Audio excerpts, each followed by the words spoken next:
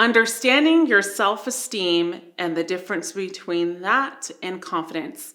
Hi everyone, I am Apollonia Ponti. I am your dating, relationship, and life coach, and I am your coach for you men to master your attraction skills, build the confidence overall in your dating and relationship lives. And in today's video, we are going to talk about self-esteem and what is the difference between this.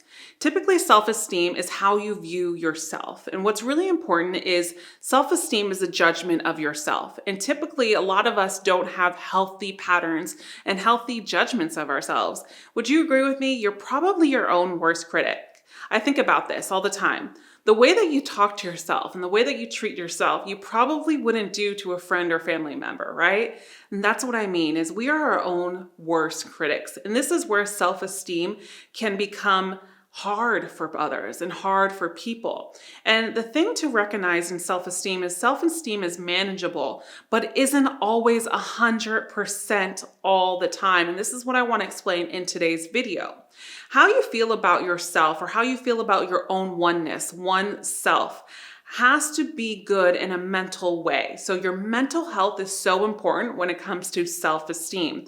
And as we go into this video, I'm going to explain why. Because it's vital to understand the differences. Because there is a mechanism of unhealthy self-esteem, manipulative, I should say, self-esteem, and healthy self-esteem. And this is what I want to be clear with so I can help you. Because not only does this empower you in life and women and relationships, but everything overall. People are used to asking me, how do I get self-esteem, Apollonia? Or even, you might even Google, how do I get self-esteem? Or what is the difference between self-esteem and confidence and self-dignity? And it can all somewhat mean the same thing, but a lot of them are relatable, but actually completely different.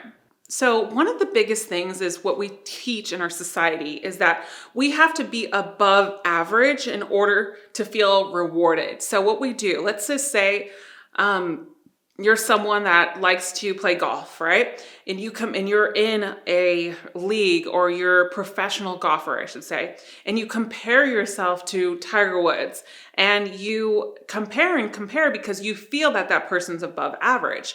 So what happens is you're chasing perfectionism, and you're also chasing another person's story, another person's path when you have your own.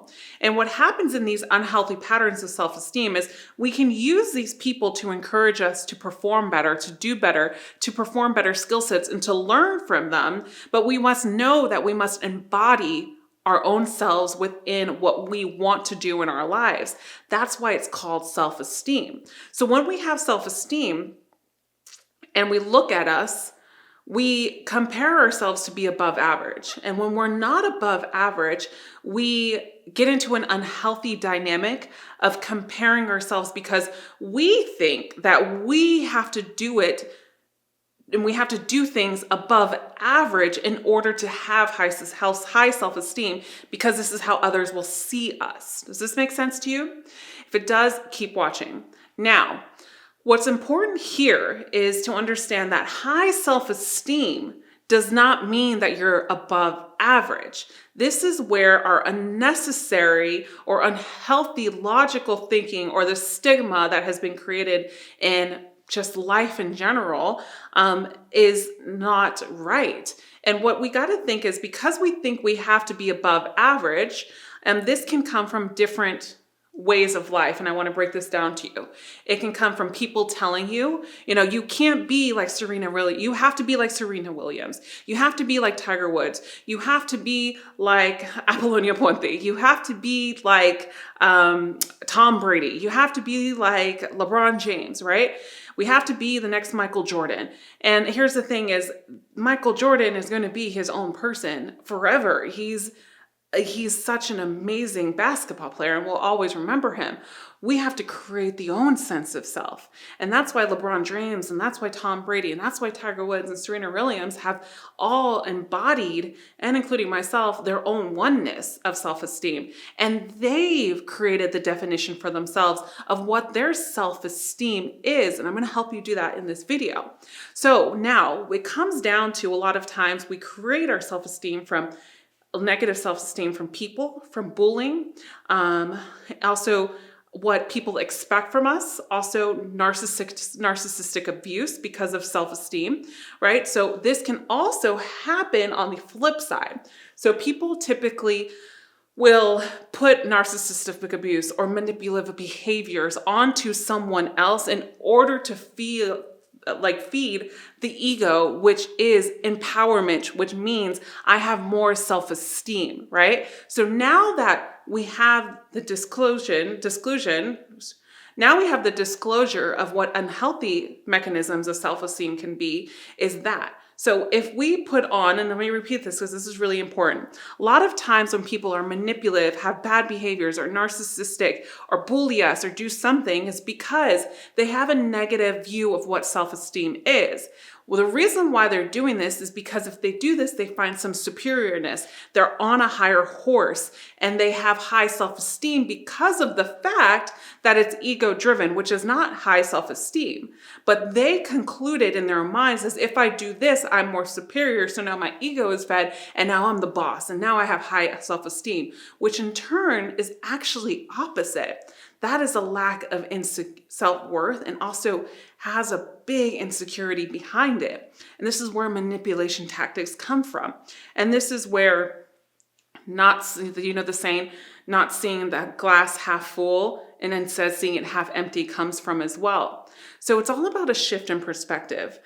And what's really important is that self-esteem does not mean that it's about you feeling good only. It's about how you contribute to the others around you to make yourself also feel good.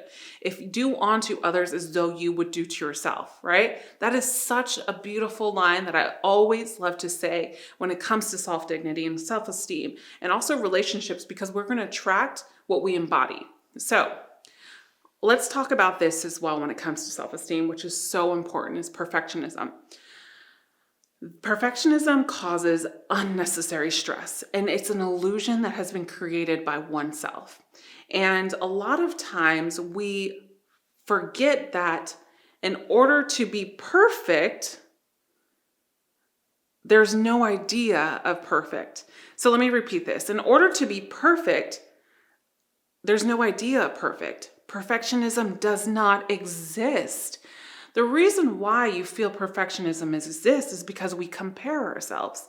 Think about this. If you're someone that thrives for perfectionism and you've built your self-esteem off of perfectionism, your self-esteem is going to be low because you're always going to be chasing perfectionism. Nothing in life is perfect. Nobody in life is perfect. And that's the thing, is we compare ourselves to someone's perfectionism that we see in this facade, in this TV show or in this Instagram post, but we don't know what goes behind the scenes. Everybody has a story. And what's really important is that we're not seeking social approval, that we're not perceived as attractive because of what other people say that we are attractive. We perceive ourselves that we are attractive because of how we feel, our self-love that we've given to ourselves, what we contribute to our life, how we contribute to others, how we've built a foundation in our life and excelled, how we've taken our pain and our story into lessons and empowerment for others. And also our success. What is our success in life, right? Our success does not come from our label of how much money that we got in the bank. Yeah, that does feel great. And that's another topic. But I think that also success comes into the value that you provide others. And then everything else comes into play. The moment anything goes wrong, our self-esteem can also be invisible at times and can feel like it's deserting us at times, right? Because things do go wrong in life and we're human and we have the okay to feel less self-esteem in times that things go wrong. And this is why I say in the beginning of this video that self-esteem goes up and down. Self-esteem can sometimes bring you below, but then you pick back up because you have your tools. And so what we try to chase is perfectionism and self-esteem as well. And this is where it comes as a disadvantage. And what people aren't really teaching is that it's okay to feel sometimes. It's okay to feel in lack sometimes, but the question is, how long do we stay there? That is the biggest question. This is also helping you in relationships, what I'm talking about, guys, and dating, everything. So with this, let's think about this. Self-esteem should try to be as stable as possible, right? We should try to have our self-esteem as stable as possible. And how we get stable is we have our tools, right? We understand our mindset. We understand everything that I'm talking about in this video.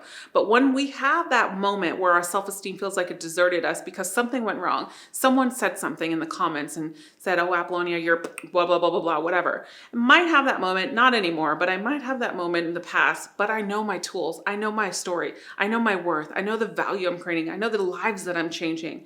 I remind myself of it. What are my tools? My pain has become my story. And I use that again, and I don't let that happen.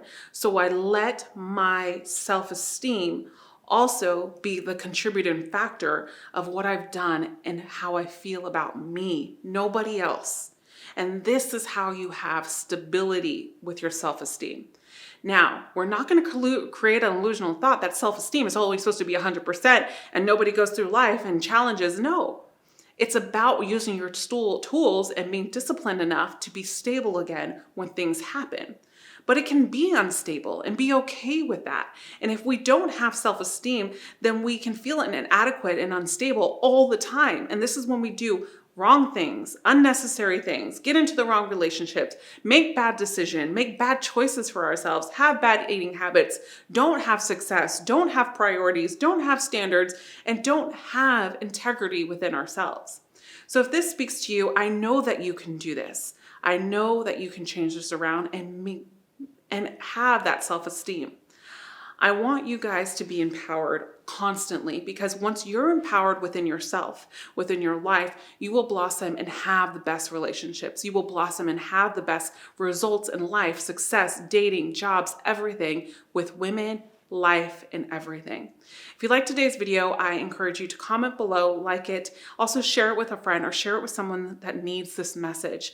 I always love hearing from you guys. Please comment below, and remember, you are always loved. See you in the next video.